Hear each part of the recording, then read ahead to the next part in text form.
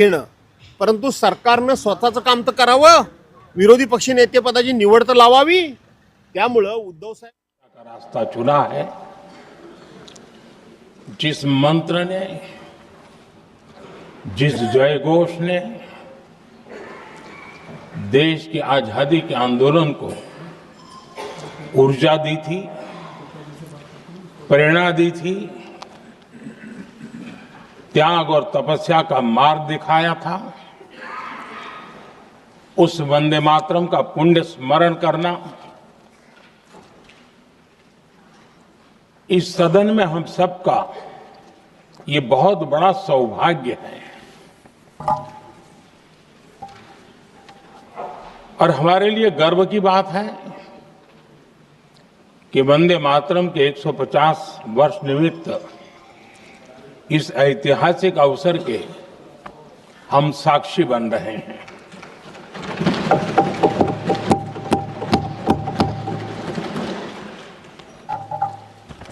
एक ऐसा कालखंड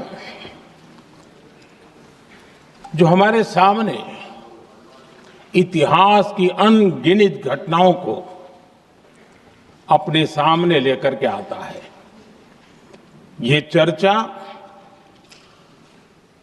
सदन की प्रतिबद्धता को तो प्रकट करेगी, लेकिन आने वाली पीढ़ियों के लिए भी, दर पीढ़ी के लिए भी ये शिक्षा का कारण बन सकती है अगर हम सब मिलकर के इसका सदुपयोग करें तो। आदरणीय अध्यक्ष जी, एक ऐसा कालखंड है जब इतिहास के कई प्रेरक अध्याय फिर से हमारे सामने उजागर हुए हैं। अभी अभी हमने हमारे संविधान के 75 वर्ष गौरवपूर्व मनाए हैं। आज देश सरदार वल्लभ भाई पटेल की और भगवान बिरसा मुंडा की 150वीं जयंती भी मना रहा है। और अभी अभी हमने गुरु तेग बहादुर के 350वां बलिदान दिवस भी मनाया। और आज हम वंदे मातरम की 150 वर्ष निमित्त सदन की एक सामूहिक ऊर्जा को, उसकी अनुभूति करने का प्रयास कर रहे हैं। वंदे मातरम 150 वर्ष की यात्रा अनेक पड़ावों से गुजरी है, लेकिन आदरणीय अध्यक्ष जी, वंदे मातरम का जब 50 वर्ष हुए तब देश गुलामी में जीने के लिए मजबूर था। और वंदे मातरम के 100 साल हुए तब देश आपातकाल की जंजीरों में जकड़ा हुआ था।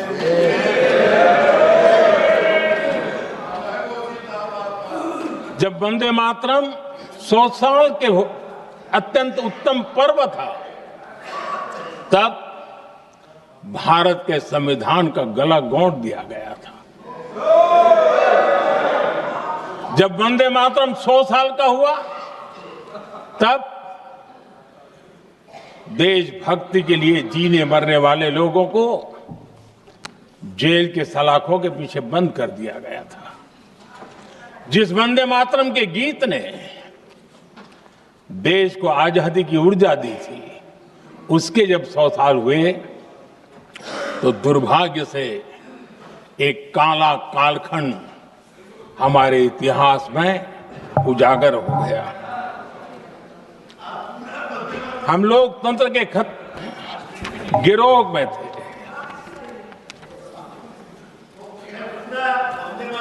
आदरणीय अध्यक्ष जी, 150 वर्ष उस महान अध्याय को उस गौरव को पुनः स्थापित करने का अवसर है। और मैं मानता हूं सदन ने भी और देश ने भी इस अवसर को जाने नहीं देना चाहिए। यही वंदे मातरम है जिसने 1947 में देश को आजादी दिलाई।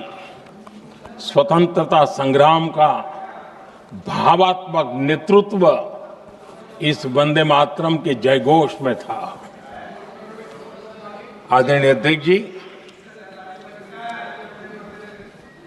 आपके समक्ष आज जब मैं वंदे मातरम 150 निमित्त चर्चा के लिए आरंभ करने खड़ा हुआ हूं, यहां कोई पक्ष प्रतिपक्ष नहीं है, क्योंकि हम सब यहां जो बैठे हैं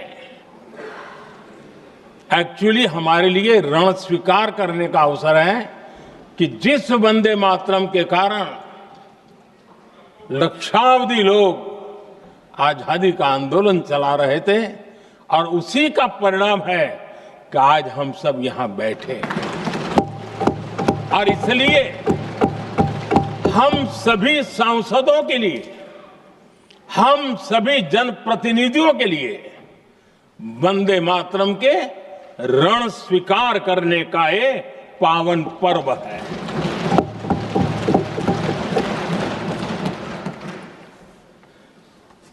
और इससे हम प्रेरणा लेकर के वंदे मातरम की जिस भावना ने देश की आजादी का जंग लड़ा, उत्तर दक्षिण पूर्व पश्चिम पूरा देश एक स्वर से वंदे मातरम बोल के आगे बढ़ा। फिर से एक बार अवसर है, आओ हम सब मिल के चले, देश को साथ लेके चले। आजादी के दीवानों ने जो सपने देखे थे उन सपनों को पूरा करने के लिए वंदे मातरम 150 हम सबकी प्रेरणा बने, हम सबकी ऊर्जा बने और देश आत्मनिर्भर बने। 2047 में विकसित भारत बना करके हम रहे, इस संकल्प को दोहराने के लिए ये वंदे मातरम हमारे लिए एक बहुत बड़ा अवसर है। आदरणीय अध्यक्ष जी, दादा तबीयत तो ठीक है ना? नहीं, कभी कभी इस उम्र में हो जाता है। आदरणीय अध्यक्ष जी, वंदे मातरम की इस यात्रा की शुरुआत बंकिम चंद्र जी ने 1875 में की थी और गीत ऐसे समय लिखा गया था जब 1857 के स्वातंत्र संग्राम के बाद अंग्रेज सल्तनत बौखलाई हुई थी, भारत पर भांति भांति के दबाव डाल रही थी, भांति भांति के जुल्म कर रही थी और भारत के लोगों को मजबूर किया जा रहा था अंग्रेजों के द्वारा। और उस समय उनका जो राष्ट्रीय गीत था, गॉड सेव द क्वीन, इसको भारत में घर घर पहुंचाने का एक षड्यंत्र चल रहा था। ऐसे समय बंकिम दा ने चुनौती दी और ईंट का जवाब पत्थर से दिया और उसमें से वंदे मातरम का जन्म हुआ।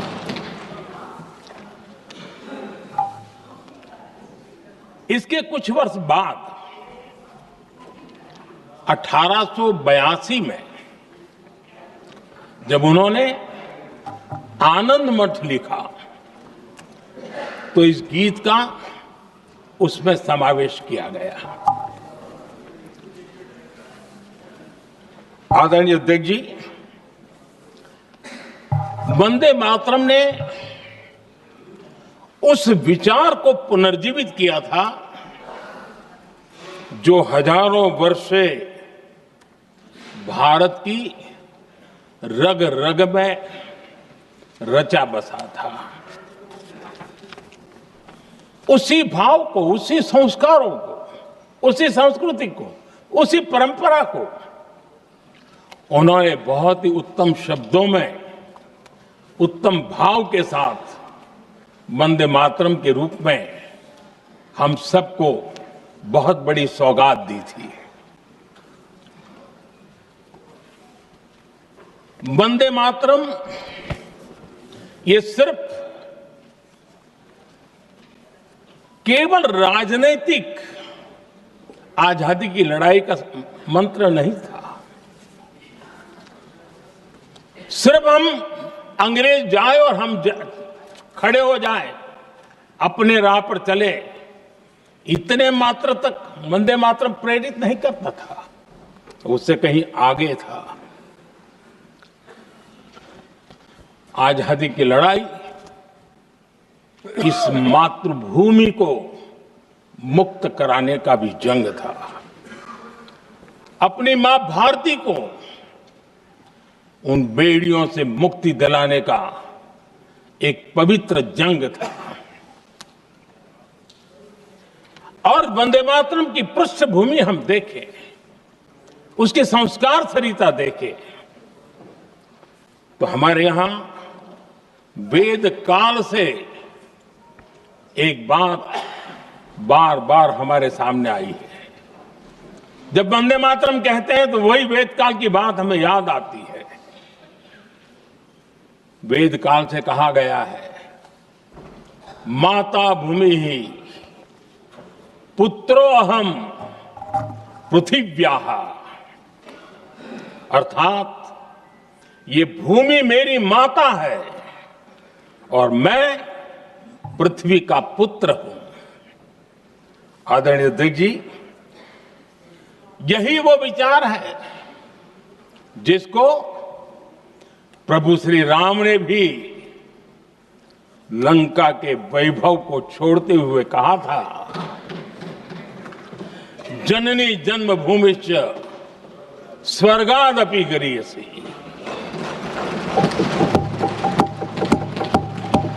वंदे मातरम यही महान सांस्कृतिक परंपरा का एक आधुनिक अवतार है।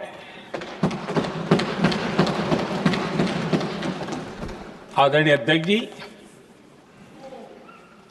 बंकिम दा ने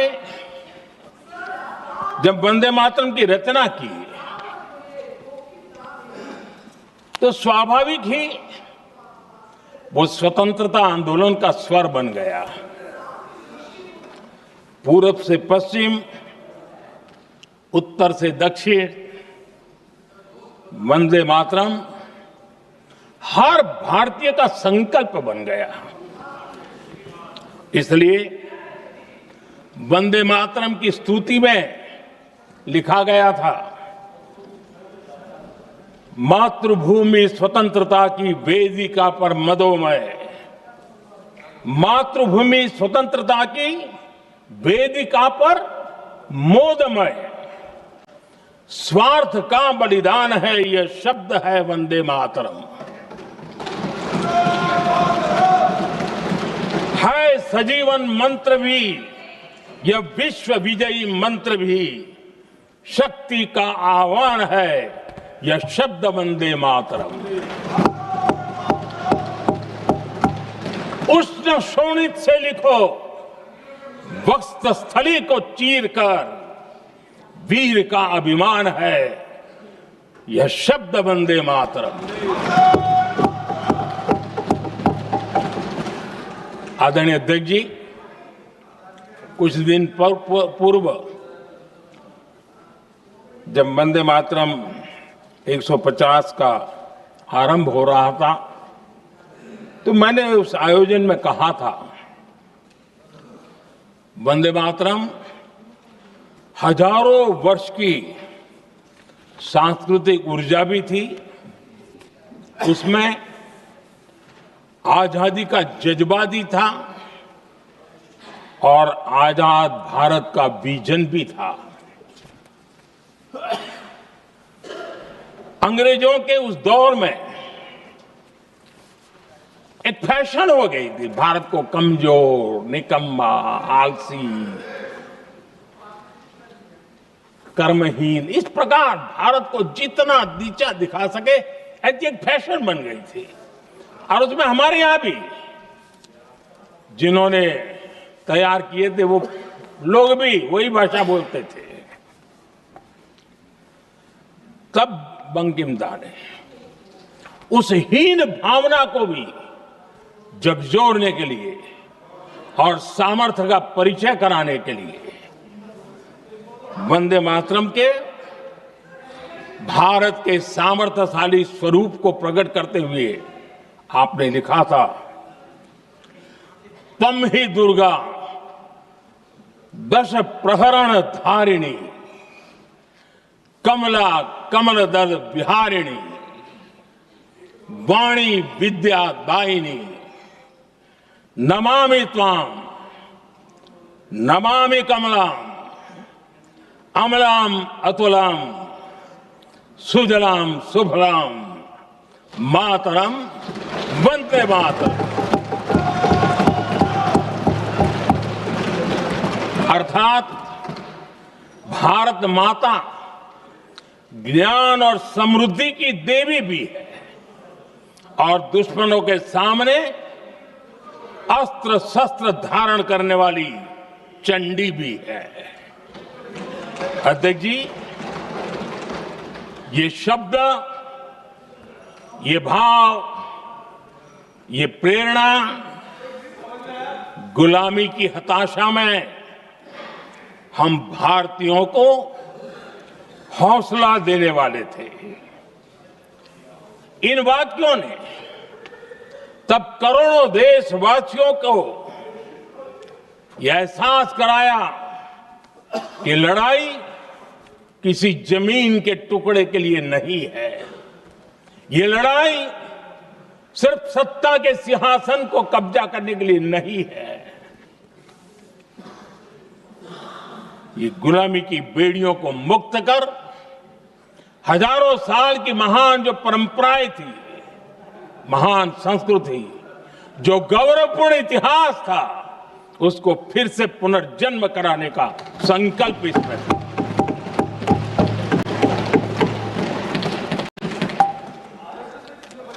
आदरणीय अध्यक्ष जी,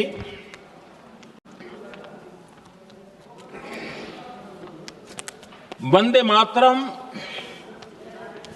इसका जो जन जन से जुड़ाव था, ये हमारे स्वतंत्र संग्राम की एक लंबी गाथा अभिव्यक्त होती है। आदरणीय अध्यक्ष जी, जब भी जैसे किसी नदी की चर्चा होती है, चाहे सिंधु हो, सरस्वती हो, कावेरी हो, गोदावरी हो, गंगा हो, यमुना हो, उस नदी के साथ एक सांस्कृतिक धारा प्रवाह, एक विकास यात्रा का धारा प्रवाह, एक जन जीवन की यात्रा का प्रवाह उसके साथ जुड़ जाता है। लेकिन क्या कभी किसी ने सोचा है कि आजादी जंग के हर पड़ाव, वो पूरी यात्रा वंदे मातरम की भावनाओं से गुजरता था, उसके तट पर पल्लवित होता था। ऐसा भाव काव्य शायद दुनिया में कहीं उपलब्ध नहीं होगा। आदरणीय अध्यक्ष जी,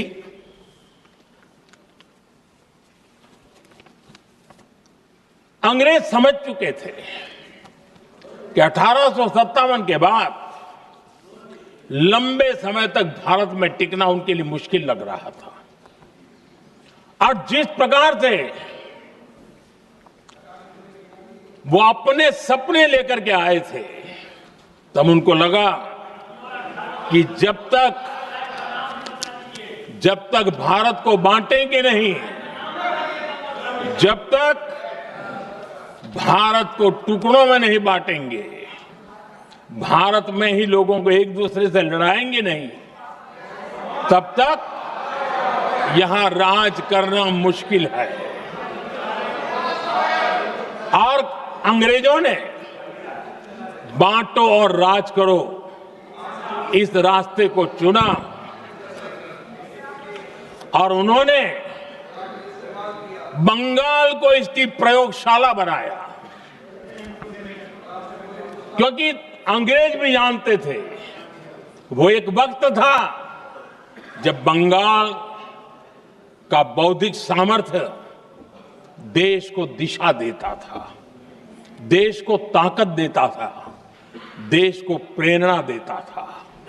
और इसलिए अंग्रेज भी चाहते थे कि बंगाल का ये जो सामर्थ्य है वो पूरे देश की शक्ति का एक प्रकार से केंद्र बिंदु है।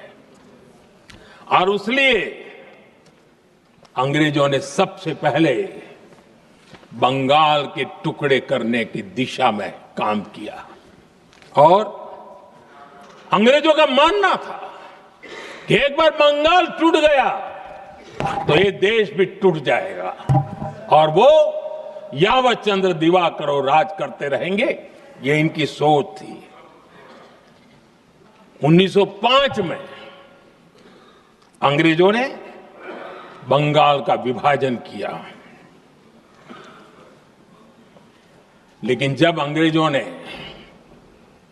1905 में ये पाप किया तो वंदे मातरम चट्टान की तरह खड़ा रहा।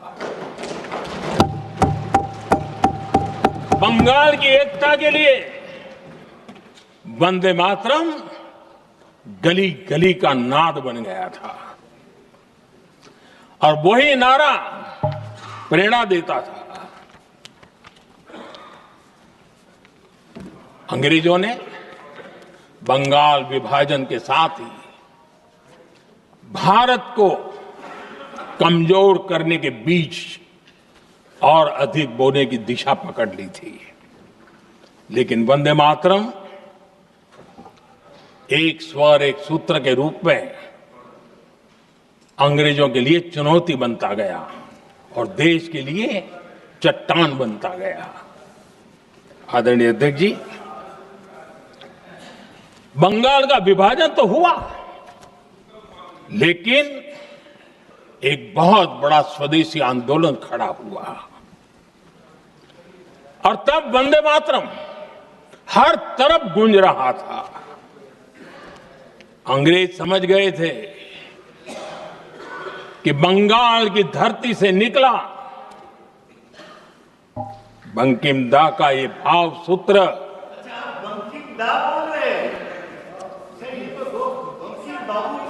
बंकिम बाबू बोले। अच्छा, thank you thank you thank you thank you thank you, आपकी भावनाओं के लिए मैं आदर करता हूं। बंकिम बाबू ने थैंक यू दादा, थैंक यू। हाँ, आपको तो दादा कह सकता हूं ना, वरना उसमें भी आपको इतराज हो जाएगा। बंकिम बाबू ने ये जो भाव विश्व तैयार किया था, उनके भाव गीत के द्वारा उन्होंने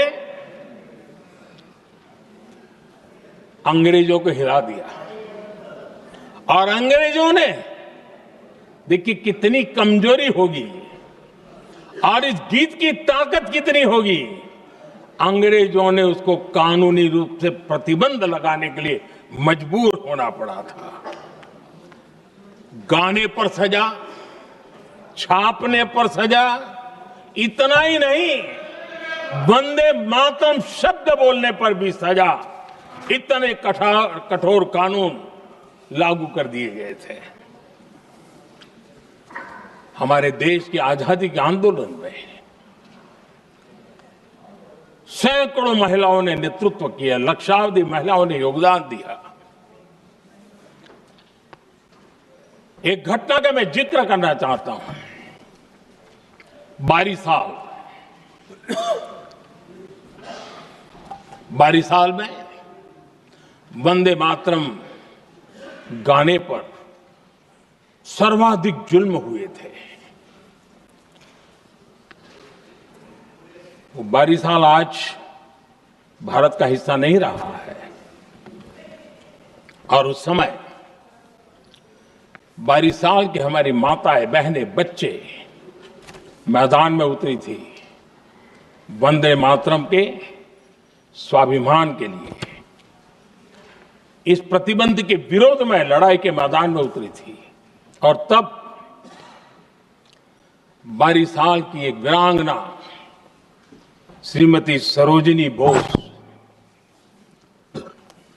जिन्होंने उस जमाने में वहां की भावना को देखिए और उन्होंने कहा था कि वंदे मातरम जो प्रतिबंध लगा है, जब तक ये प्रतिबंध नहीं हटता है मैं अपनी चूड़ियां जो पहनती हूं निकाल दूंगी। भारत में वो एक जमाना था, चूड़ी निकालना यानी महिला के जीवन की एक बहुत बड़ी घटना हुआ करती। लेकिन उनके लिए वंदे मातरम की वो भावना थी, उन्होंने अपनी सोने की चूड़ियां, जब तक वंदे मातरम प्रतिबंध नहीं हटेगा मैं दोबारा नहीं धारण करूंगी, ऐसा बड़ा व्रत ले लिया था। हमारे देश के बालक भी पीछे नहीं रहे थे। उनको कोड़े की सजा होती थी, छोटी छोटी उम्र में उनको जेल में बंद कर दिया जाता। और उन दिनों खास करके बंगाल की गलियों में लगातार वंदे मातरम के लिए प्रभात फेरियां निकलती थी। अंग्रेजों के नाको दम कर दिया था। और उस समय एक गीत गूंजता था बंगाल में, जाए जाबे जीवनो चोले, जाए जाबे जीवनो चोले, जोगो तो माजे तोमार काजे वंदे मातरम बोले। अर्थात हे मां, संसार में तुम्हारा काम करते और वंदे मातरम कहते जीवन भी चला जाए तो वो जीवन भी धन्य है। ये बंगाल की गलियों में बच्चे कह रहे हैं। ये गीत उन बच्चों की हिम्मत का स्वर था और उन बच्चों की हिम्मत ने देश को हिम्मत दी थी। बंगाल की गलियों से निकली आवाज देश की आवाज बन गई थी।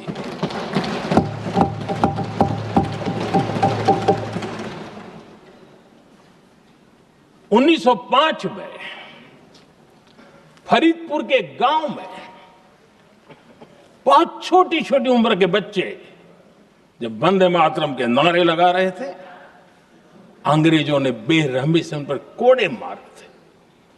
यानी एक प्रकार से जीवन और मृत्यु के बीच लड़ाई लड़ने के लिए मजबूर कर दिया था।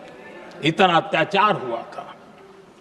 1906 में नागपुर में नील सिटी हाई स्कूल के उन बच्चों पर भी अंग्रेजों ने ऐसे ही जुल्म किए थे।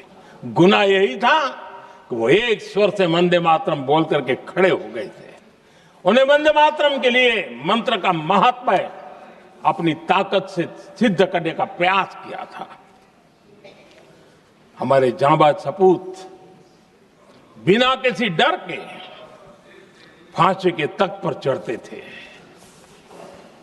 और आखिरी सांस तक वंदे मातरम, वंदे मातरम, वंदे मातरम, यही उनका भाव घोष रहता था। खुदीराम बोस, मदनलाल ढींगरा, राम प्रसाद बिस्मल, अशफाक उल्लाह खान, रोशन सिंह, राजेंद्र नाथ लाहिड़ी, रामकृष्ण विश्वास, अनगिनत जिन्होंने वंदे मातरम कहते कहते फांसी के फंदे को अपने गले पर लगाया था। लेकिन देखिए, ये अलग अलग जेलों में होता था, अलग अलग इलाकों में होता था। प्रक्रिया करने वाले चेहरे अलग थे, लोग अलग थे। जिन पर जुल्म हो रहा था उनकी भाषा भी अलग थी। लेकिन एक भारत श्रेष्ठ भारत, इन सब का मंत्र एक ही था, वंदे मातरम।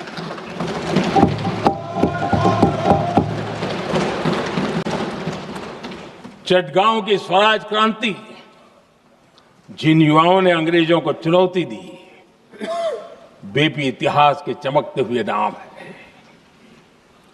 हरगोपाल बाल, पुलिन विकास घोष, त्रिपुर सेन, इन सब ने देश के लिए अपना बलिदान दिया। मास्टर सूर्यसेन को 1934 में जब फांसी दी गई, तब उन्होंने अपने साथियों को एक पत्र लिखा और पत्र में एक ही शब्द की गूंज थी और वो शब्द था वंदे मातरम।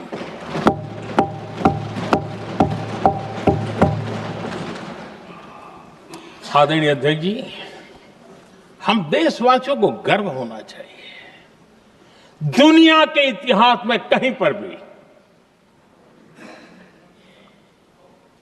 ऐसा कोई काव्य नहीं हो सकता, ऐसा कोई भावगीत नहीं हो सकता जो सदियों तक एक लक्ष्य के लिए कोटि कोटि जनों को प्रेरित करता हो और जीवन आहूत करने के लिए निकल पड़ते हो।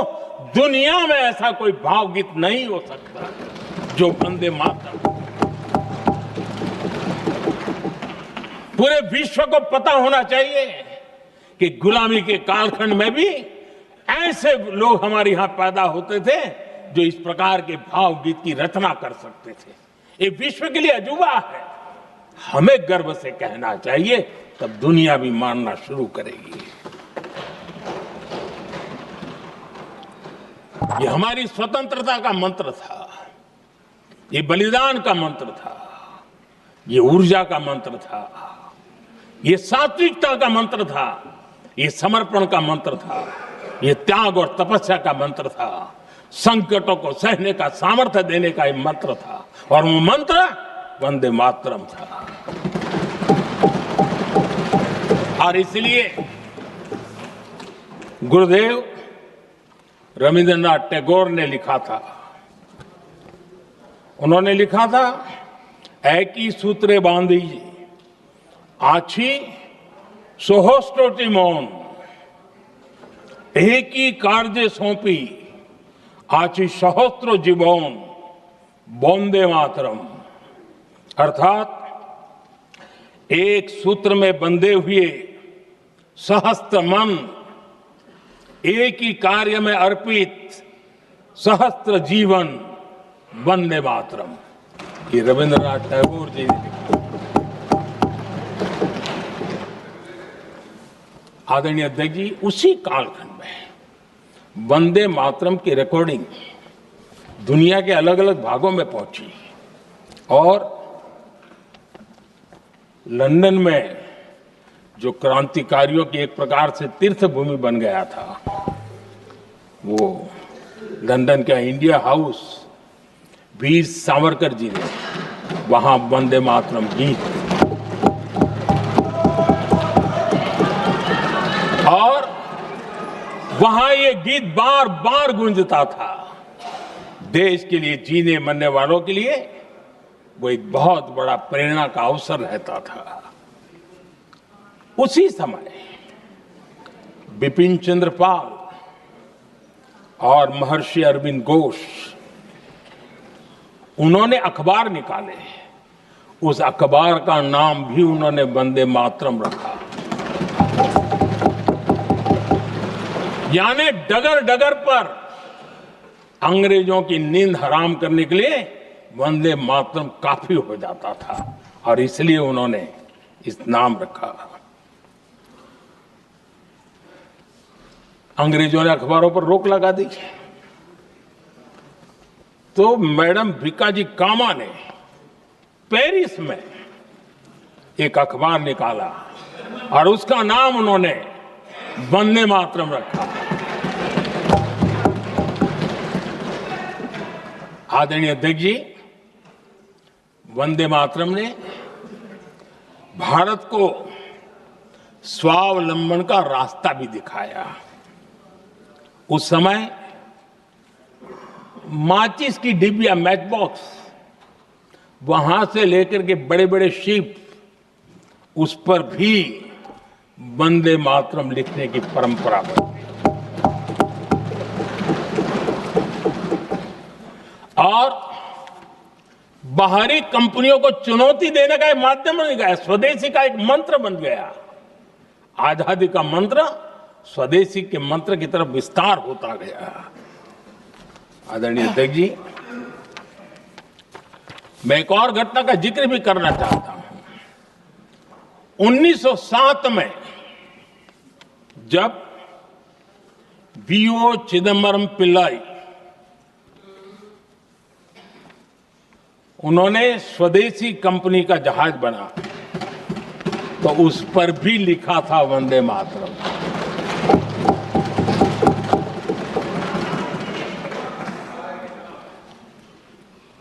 राष्ट्र कवि सुब्रमण्य भारती ने वंदे मातरम को तमिल में अनुवाद किया, स्तुति गीत लिखे।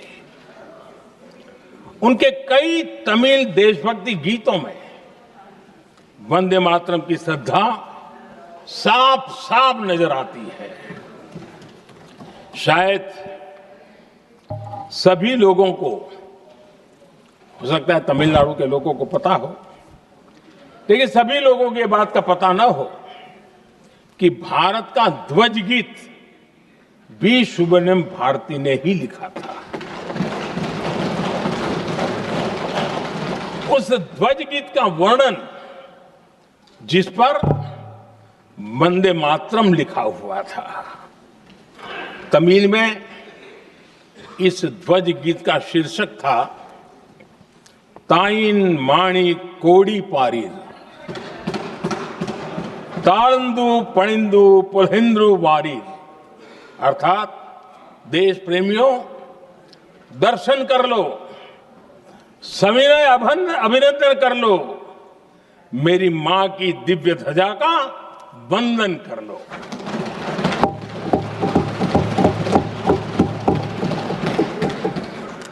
आदरणीय अध्यक्ष महोदय,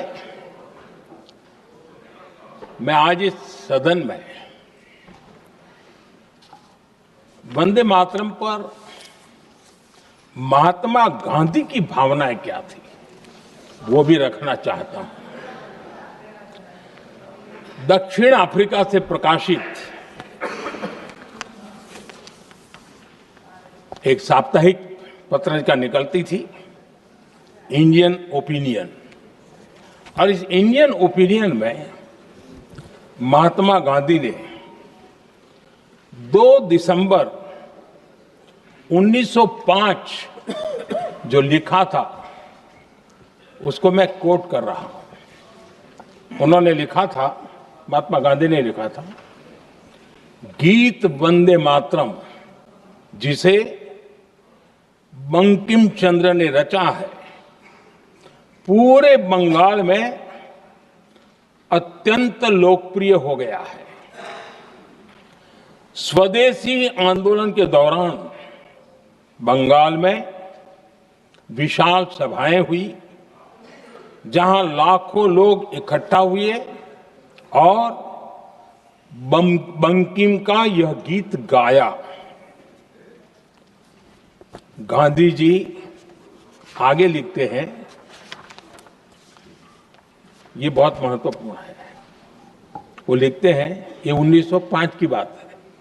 उन्होंने लिखा, यह गीत इतना लोकप्रिय हो गया है जैसे ये हमारा नेशनल एंथम बन गया है।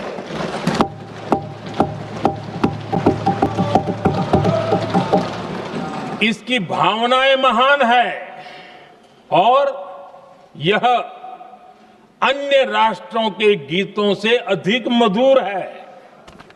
इसका एकमात्र उद्देश्य हम में देशभक्ति की भावना जगाना है। यह भारत को मां के रूप में देखता है और उसकी स्तुति करता है। अध्यक्ष जी, जो वंदे मातरम 1905 में महात्मा गांधी को नेशनल एंथम के रूप में दिखता था, देश के हर कोने में, हर व्यक्ति के जीवन में जो भी देश के लिए जीता जानता, देश के लिए जागता था, उन सब के लिए वंदे मातरम की ताकत बहुत बड़ी थी। वंदे मातरम इतना महान था, जिसकी भावना इतनी महान थी, तो फिर पिछली सदी में इसके साथ इतना बड़ा अन्याय क्यों हुआ?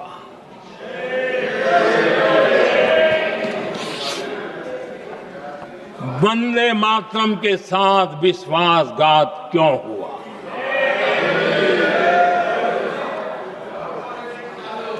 ये अन्याय क्यों हुआ? वो कौन सी ताकत थी जिसकी इच्छा खुद पूज्य बापू की भावनाओं पर भी भारी पड़ गई, जिसने वंदे मातरम जैसी पवित्र भावना को भी विवादों में घसीट दिया? मैं समझता हूं कि आज जब हम वंदे मातरम के 150 वर्ष का पर्व मना रहे हैं, चर्चा कर रहे हैं, तो हमें उन परिस्थितियों को भी हमारी नई पीढ़ियों को जरूर बताना हमारा दायित्व है,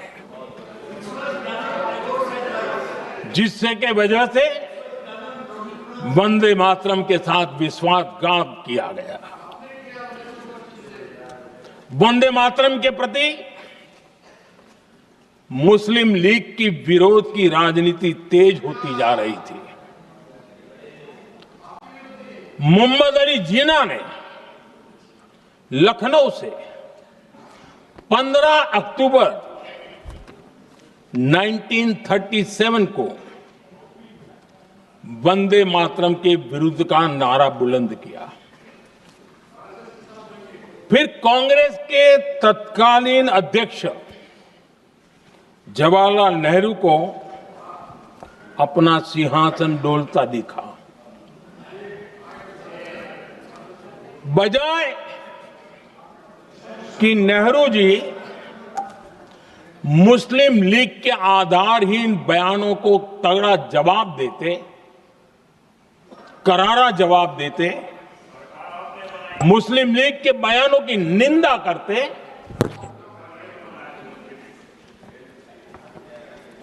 और वंदे मातरम के प्रति खुद की भी और कांग्रेस पार्टी की भी निष्ठा को प्रकट करते हैं। लेकिन उल्टा हुआ। वो ऐसा क्यों कर रहे, वो तो पूछा ही नहीं, न जाना, लेकिन उन्होंने वंदे मातरम की ही पड़ताल शुरू कर दी। जिन्ना के विरोध के 5 दिन बाद ही 20 अक्टूबर को नेहरू जी ने नेताजी सुभाष बाबू को चिट्ठी लिखी। उस चिट्ठी में जिन्ना की भावना से नेहरू जी अपनी सहमति जताते हुए कि वंदे मातरम की, ये जो उन्होंने सुभाष बाबू को लिखा है, वंदे मातरम की आनंद मठ वाली पृष्ठभूमि मुसलमानों को इरिटेट कर सकती है। मैं नेहरू जी का कोट पढ़ता हूं। नेहरू जी कहते हैं, मैंने वंदे मातरम गीत का बैकग्राउंड पढ़ा है।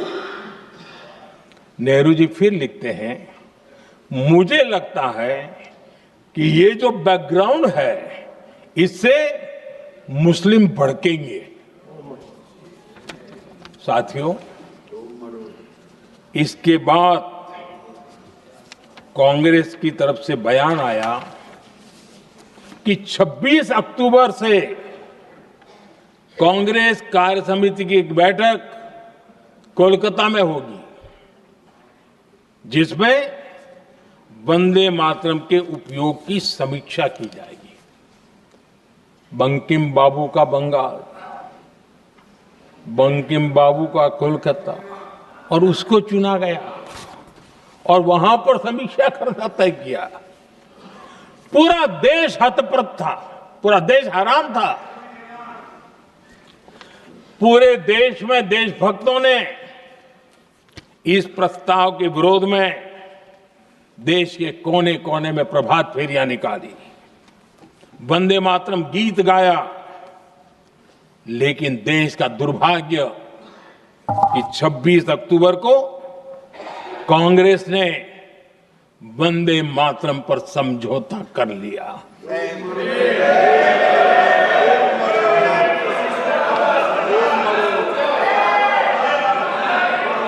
वंदे मातरम के टुकड़े करने के फैसले में वंदे मातरम के टुकड़े कर दिए। उस फैसले के पीछे नकाब ये पहना गया, चोला ये पहना गया। ये तो सामाजिक सद्भाव का काम है। लेकिन इतिहास इस बात का गवाह है कि कांग्रेस ने मुस्लिम लीग के सामने घुटने टेक दिए और मुस्लिम लीग के दबाव में किया। और कांग्रेस का ये तुष्टीकरण की राजनीति को साधने का एक तरीका था। आदरणीय अध्यक्ष जी, तुष्टीकरण की राजनीति के दबाव में कांग्रेस वंदे मातरम के बंटवारे के लिए झुकी। इसलिए कांग्रेस को एक दिन भारत के बंटवारे के लिए झुकना पड़ा।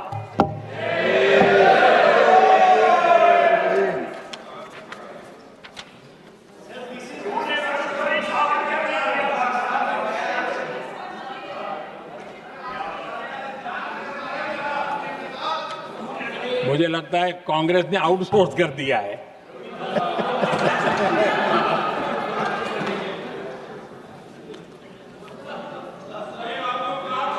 दुर्भाग्य से कांग्रेस की नीतियां वैसी की वैसी थी है। और इतना ही नहीं, आईएनसी चलते चलते एमएमसी हो गया है।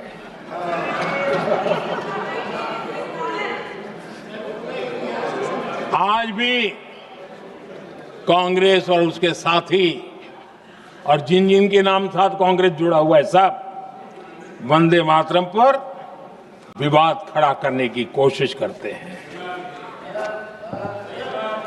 आदरणीय अध्यक्ष महोदय, किसी भी राष्ट्र का चरित्र, उसकी जीवटता, उसके अच्छे कालखंड से ज्यादा जब चुनौतियों का कालखंड होता है, जब संकटों का कालखंड होता है, तब प्रकट होती है, उजागर होती है और सच्चे अर्थ में कसौटी से कसी जाती है। जब कसौटी का काल आता है, तब ही ये सिद्ध होता है कि हम कितने दृढ़ हैं, कितने सशक्त हैं, कितने सामर्थ्यवान हैं। 1947 में देश आजाद होने के बाद देश की चुनौतियां बदली, देश की प्राथमिकताएं बदली, लेकिन देश का चरित्र, देश की जीवटता वही रही, वही प्रेरणा मिलती रही।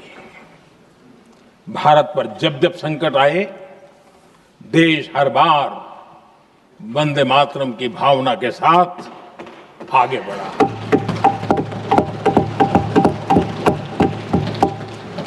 बीच का कालखंड कैसा गया जाने दो, लेकिन आज भी 15 अगस्त 26 जनवरी की जब बात आती है, हर घर तिरंगा की बात आती है, चारों तरफ वो भाव दिखता है, तिरंगे झंडे फहराते।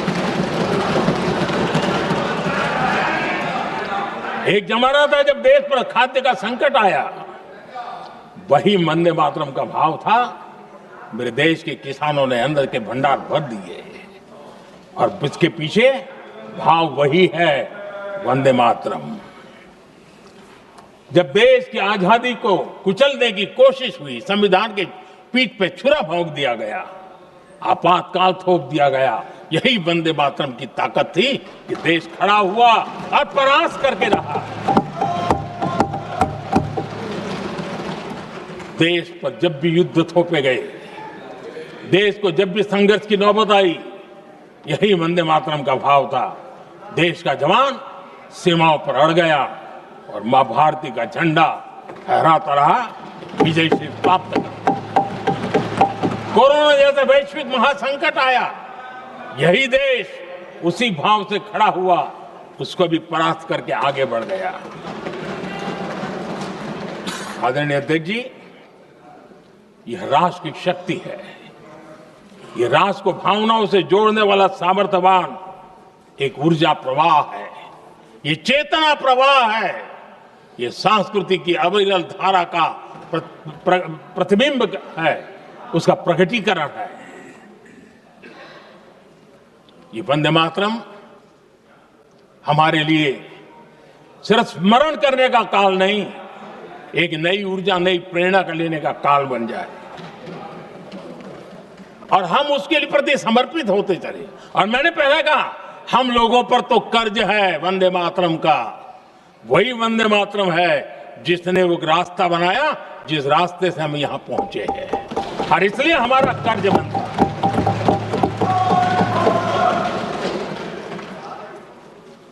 भारत हर चुनौतियों को पार करने में सामर्थ है। वंदे मातरम के भाव की वो ताकत है। वंदे मातरम ये सिर्फ गीत या भावगीत नहीं, ये हमारे लिए प्रेरणा है। राष्ट्र के प्रति कर्तव्यों के लिए हमें झकझोरने वाला काम है और इसलिए हमें निरंतर इसको करते रहना होगा। हम आत्मनिर्भर भारत का सपना लेकर के चल रहे हैं, इसको पूरा कर रहा है। वंदे मातरम हमारी प्रेरणा है। हम स्वदेशी आंदोलन को ताकत देना चाहते हैं।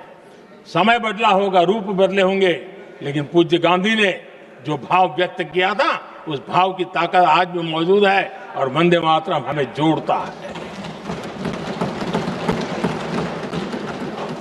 देश के महापुरुषों का सपना था स्वतंत्र भारत का। देश की आज की पीढ़ी का सपना है समृद्ध भारत का। आजाद भारत का सपने को सिंचा था वंदे भारत की भावना है, वंदे मातरम की भावना ने। समृद्ध भारत के सपने को सिंचेगा वंदे मातरम की भावना। उसी भावना को लेकर के हमें आगे चलना है और हमें आत्मनिर्भर भारत बनाना। 2047 में देश विकसित भारत बन के रहे। अगर आजादी के 50 साल पहले कोई आजाद भारत का सपना देख सकता था, तो 25 साल पहले हम भी तो समृद्ध भारत का सपना देख सकते हैं, विकसित भारत का सपना देख सकते हैं और इस सपने के लिए अपने आप को खपा भी सकते हैं। इसी मंत्र, इसी संकल्प के साथ वंदे मातरम हमें प्रेरणा देता रहे। वंदे मातरम का हम ऋण स्वीकार करें, वंदे मातरम की भावना को लेकर के चले, देशवासियों को साथ लेकर के चले, हम सब मिलकर के चले, इस सपने को पूरा करें। इसी एक भाव के साथ ये चर्चा का आज आरंभ हो रहा है। मुझे पूरा विश्वास है कि दोनों सदनों में देश के अंदर वो भाव भरने वाला कारण बनेगा, देश को प्रेरित करने वाला कारण बनेगा, देश की नई पीढ़ी को ऊर्जा देने का कारण बनेगा। इन्हीं शब्दों के साथ आपने मुझे अवसर दिया, मैं आपका बहुत बहुत आभार व्यक्त करता हूं। बहुत बहुत धन्यवाद। वंदे मातरम, वंदे।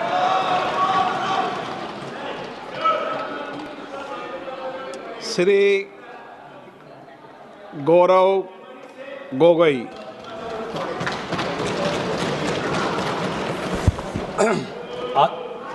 आदरणीय